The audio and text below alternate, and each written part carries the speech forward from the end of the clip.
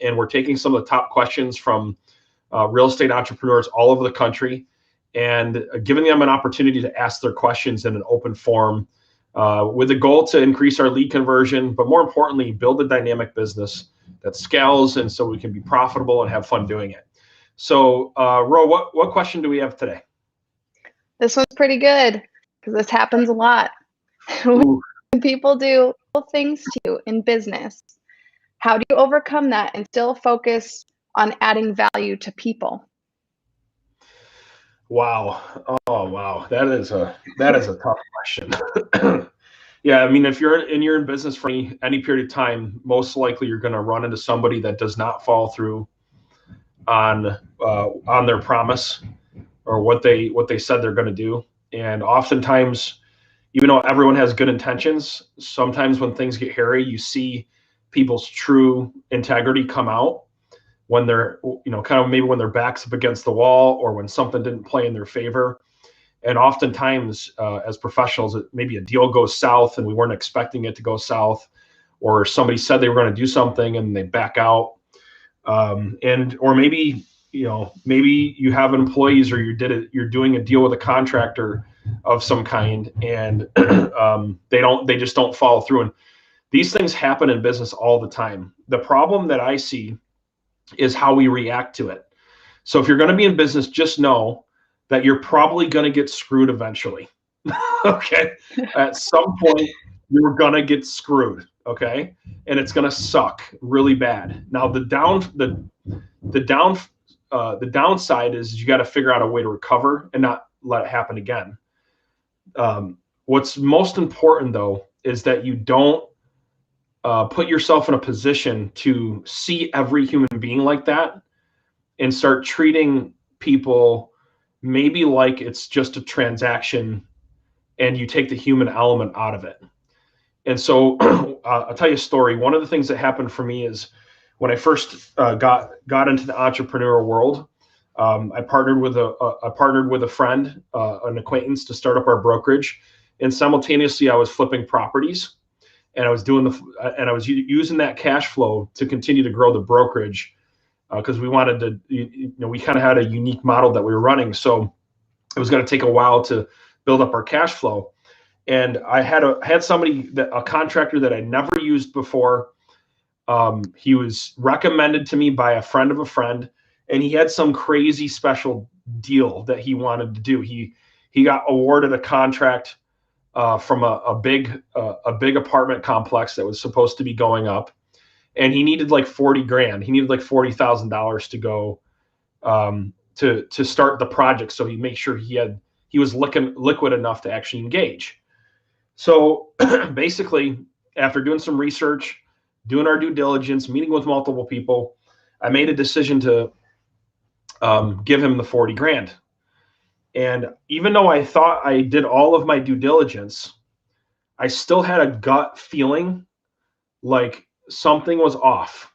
But I let greed take over, because the percentage of payback that he was going to give me was really a good profit. And I'm like, okay, if I could get my money back in 90 days and I can make X amount of dollars, it'll be worth putting the 40 grand out there. So long story short, 90 days came, and guess what? Interest payments were supposed to start, or he was supposed to give me the 40 grand plus a certain amount of interest, and neither one happened. I call him, nothing. I call him, nothing. And then I have to hunt him down, and I'm hunting him down, and I'm trying to figure out what to do about the situation. And I found out that he didn't even use that money for that job. He totally siphoned the money off, and he was doing something totally different with it. And it became a domino effect. And eventually, I had to actually get a judgment put against him. And so now every single week, he pays me $200 a week back, because he's completely broke and he's a con artist. And I tell you what, that completely, it infuriated me. I had so much anger at that moment, because we needed that cash flow to keep our business going. Because in 2014, when we were first getting ramped up, it was all about cash flow. And so I had a lot of bitterness, and I had partners in my business that I had to be accountable to, and I just remember being so angry. And so I want to give you guys, just kind of wrap up this question, to give you guys some tips, some strategies on how to overcome this type of thing when it happens to you, because it's going to happen. And this is one story of many that I've experienced, going from becoming $1 million company to a $15 million company, having multiple companies, a lot of moving parts. The more employees you bring on, a lot of crazy things can start happening. So I'm going to just give you some strategies here. Number one of the things that you have to do is be confident in what you stand for, and you have to be principled. Meaning, like, if you don't have a set of rules that you follow going into your decision making, you're bound to make a bad decision. So for example, if you relate it to dating, right? There should be a certain profile of a person that you know deep down is what you need according to your values, right? And what you want out of life. And if you compromise from that, most likely we've experienced that relationship. What happens in that relationship? It freaking goes south eventually, right? Eventually something happens, right?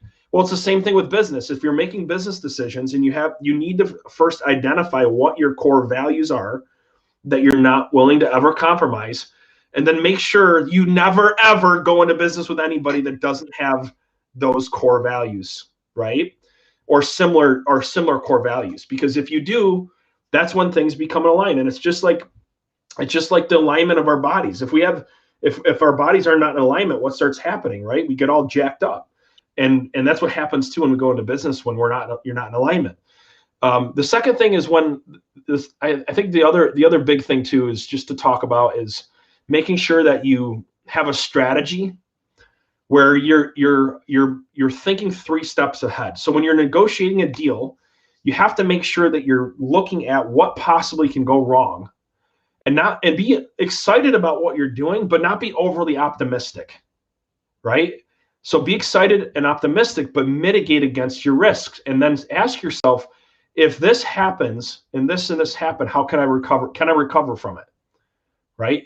And before you go make that decision, say, am I willing to endure the worst case scenario? And that has to be the foundation of your strategy. And if the answer is yes, then you're good to go. You can dive into it. The next thing that I think is important is stop working with idiots, right? Like, let's just be honest. Like, a lot of times when we get screwed, it's because we're working with an idiot, and we knew it going in. We just took the path of least resistance, or maybe it just looked good, so we thought we'd give it a try. And we have to own that, right? If you got screwed in a deal, or something's not going right, or you hired somebody that wasn't a good hire, a good employee, 99% of the time, unless they're just amazing con artists, or like they're just amazing actors, you know you're working with an idiot anyway, right? So that's the biggest thing, is don't work with idiots. And if you find out they're an idiot, get them out of your life. And I don't mean that in a negative way, but when it comes to moving forward, making progress, you got to be around smart people. You got to be around people with integrity. You got to be around people that care. A lot like Ro, right? She's awesome. I trust Ro, right? I trust her now. That doesn't mean we don't have disagreements and different things like that sometimes, but we have a mutually beneficial working relationship, right? And so it's really important to have people like that in your life.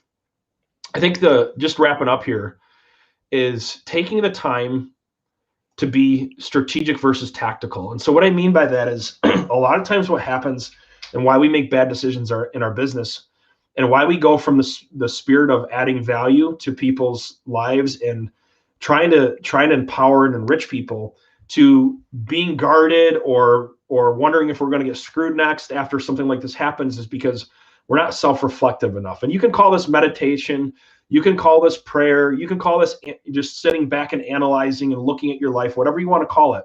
But there's got to be a period of time in your life where you're stepping out of your business, and you're looking at what's going well and what you can do better, and you're thinking about the bigger picture. You're thinking about 3 steps ahead, and that'll help you make better decisions overall. It'll help you kind of be more grounded and feel at peace of where you're at and where you're going.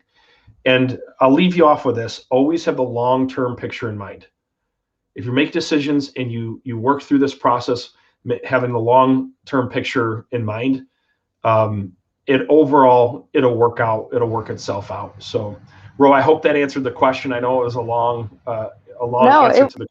it was good, but I do have one quick, probably yes or no on top of it, and going back to like looking back and staying grounded. But have your core values changed now, being reflective? And when you say, you know, strategy number one is like, have you said, okay, actually this isn't important now, but now this is, as you've developed your business? So for me personally, because of my background, I've always had a really strong sense of what my core values are. I've just done a really crappy job of sticking to them at points, right? And so I would say to answer that question is I've going from $1 million to $15 million and scaling to 150 employees, and then having to completely reinvent myself and reinvent our company and surround myself with different people, and realize and look back at all the mistakes that we made along the way, and be honest with myself. Going back to almost every single mistake that was made was started with leadership and core values. And so I would say the answer to that question is I do a much better job sticking to my core values, put it that way. So Awesome. That's great. Well, if we have any more questions, it's hashtag Ask Isaiah or message us, and we look forward to doing this again. Awesome. Have a great day, everybody. Bye.